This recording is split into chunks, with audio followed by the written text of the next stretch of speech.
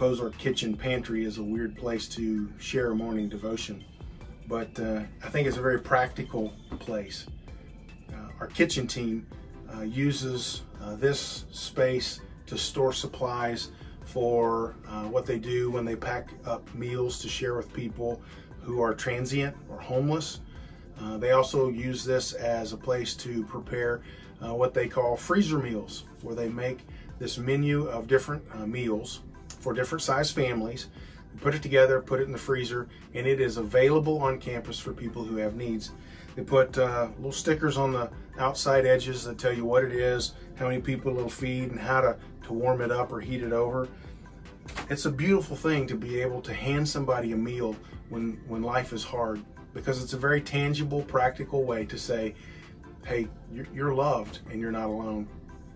As we're talking about being present this week, I think it's important for us to understand to be present like we're talking about means I know you well enough to know what's going on. I'm willing to give you enough time to actually answer the question, hey, how are you doing? Paul says in Romans chapter 12, therefore I urge you, brothers, in view of God's mercies, to offer your bodies as living sacrifices.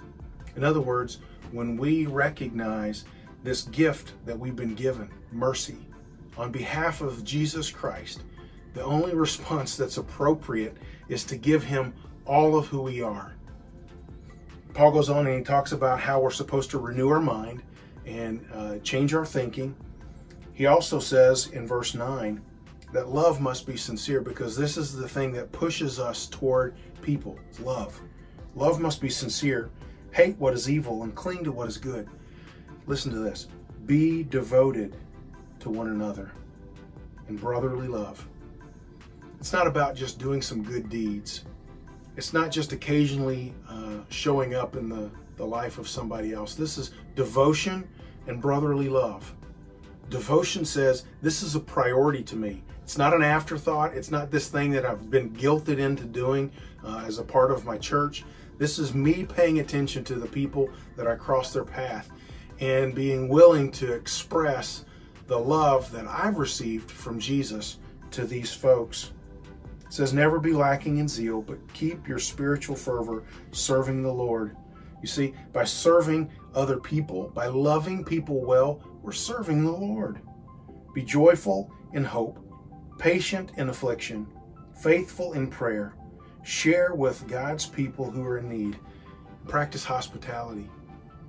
I want to encourage you to take the gifts and skills that you've been given and find a way to turn those things loose on the world that's around you. It might be that you love to cook, you love to feed people. Well, I've got a great way for you to make a difference in folks' lives. But you know, you might just be a guy that likes to mow the yard. You might have some abilities to put things together. You might be a decorator. You might be able to paint a house. I mean, the list goes on and on. Take the things that you know how to do and try to be a problem solver. When people ask why it is that you care, why it is that you're doing this thing that nobody else seems to be doing, that's your opportunity to say, this, my friend, is because Jesus loves me and asked me to love you back.